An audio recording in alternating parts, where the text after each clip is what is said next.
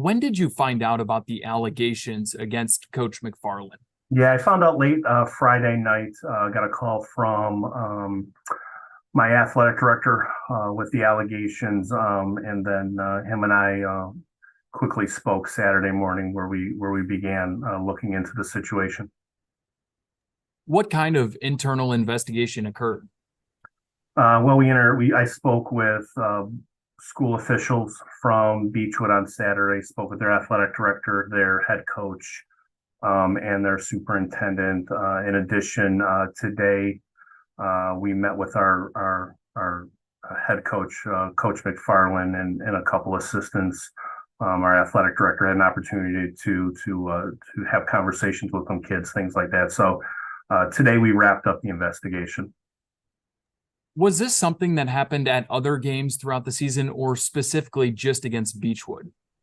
You know what? I can't speak to other games. I will tell you that this has been a play call that coach has had in his playbook for multiple years. This is the first time our school district found out that he was using that, and so internally we determined this was not specifically designed for the Beachwood game. I mean, Neil, don't get me wrong. This is absolutely intolerable. There are so many other words or calls you could have used in a game. And in my conversation with Coach McFarland today, he was very he was very more remorseful in terms of using that, and really identified that he made an error in judgment. But just to clarify, you're saying that he had that play call in his playbook for several years? From what I understand, that's correct.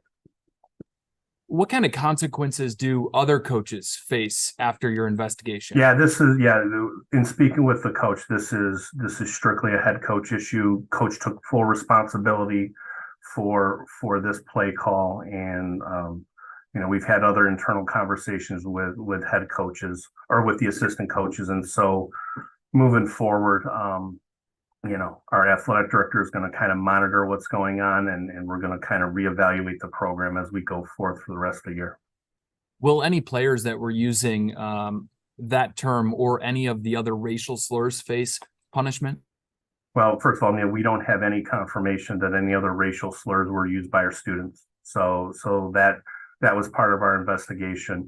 This is not a student issue. This is an adult issue. And make no mistake, I couldn't be more apologetic for what happened to the Beachwood community, the Beachwood students, the Beachwood families, regardless of intent, regardless of how it was used. It lacked common sense. It was unacceptable to us, and we're not going to tolerate that here. Coach McFarland agreed, and that's when he offered his resignation to me this morning. Was there the potential of firing Coach McFarland, or how did it come to 3 days later him turning in a resignation? That's a good question. Now, we had a conversation that it was best for everyone for him to move on. He recognized that what was going on was distracting from the kids, impacting our community, impacting our families, our parents, our other staff members, his coaches, and that was not his intent. And so, to be honest with you, Neil, we never got to the conversation of termination. He offered his resignation, and I accepted it. Right. And how do you move forward from this? You mentioned that the Anti-Defamation League already has reached out to you. How do you move forward and teach these kids who have been around this now how to move forward and learn from this? So I think one of the things I've learned over the weekend is that, in being reflective, Sunday morning, I was fortunate to have an email in my inbox from the Anti-Defamation League. Another organization also reached out to me, and I think there are organizations out there that want to help, want to assist. I guess my biggest learning point takeaway this weekend is that we cannot assume that kids understand the gravity of words being used, right? And so one of our conversations with our kids this afternoon, and kind of reflecting about this situation is that it was obvious to us that a lot of them did not understand the context. And so I think from being a 25-year veteran educator, it's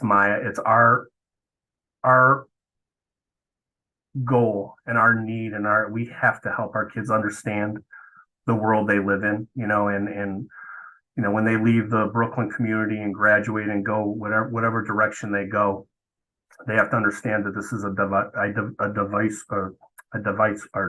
diversive world, and that we have to respect and be tolerant of all communities. And I think for me, the hardest piece here is knowing that what happened, what was initiated by our head coach, who was remorseful, has had a bigger impact on our community and our world.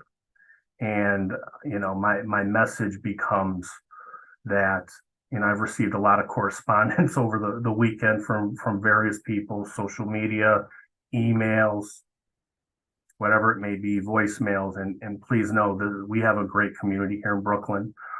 This does not define who we are. And I think from a growth piece is we need to learn, I need to educate my students so they understand the gravity of what happened, but they also learn about other cultures, about other communities. That's one of my main jobs as superintendent, to get them prepared for life after high school, after Brooklyn City Schools. And so, again, I couldn't be more apologetic to the Beachwood community. This does not define us. This does not define who our kids are. And I guess I would say we're going to grow and learn from it. How long was Coach McFarland the coach of Brooklyn? Yeah, this is his third year with us, Neil. Were there any other complaints throughout the years about anything related to Coach McFarland? Yeah, and that's the unfortunate piece here. He's been a role model to our kids, our community, our families. He spent countless hours with our kids in season, out of season. And I think that's the hardest part here, is that a man who has done nothing but positive things for our Brooklyn community ends up having to resign because of a poor choice.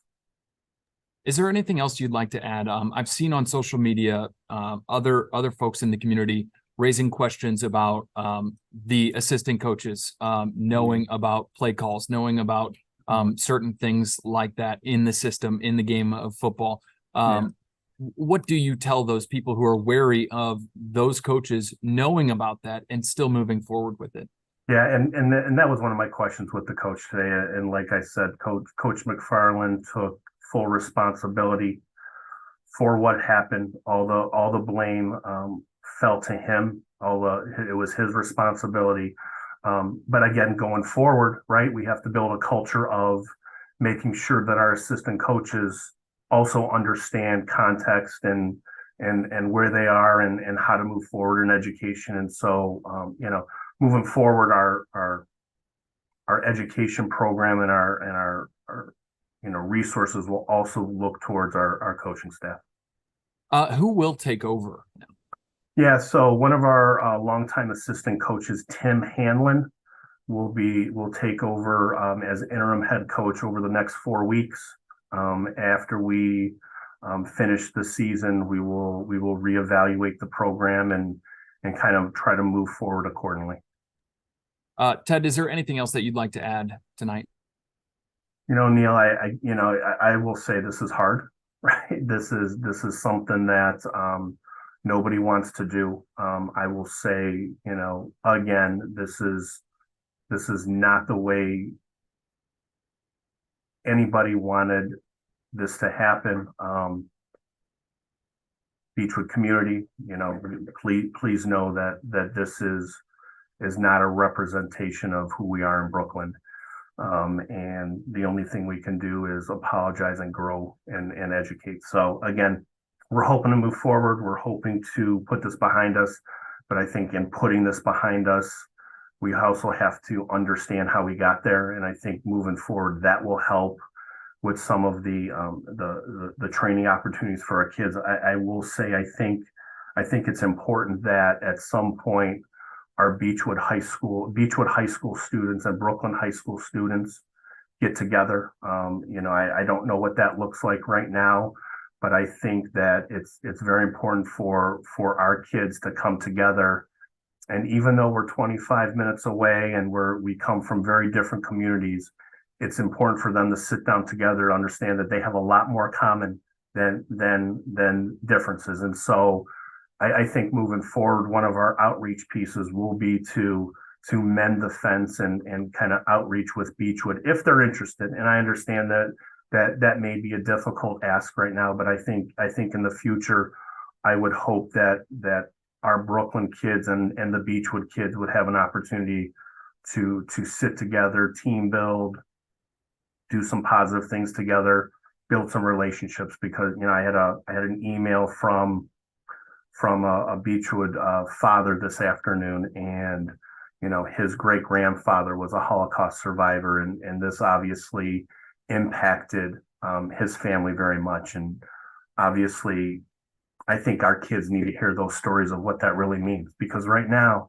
stories like that are just in the history books, right? And so I guess my last thought is, the only way we can move forward is bringing our two communities together. And I know we're open to it. I hope that Beachwood at some point will be open to it so we can mend the fence.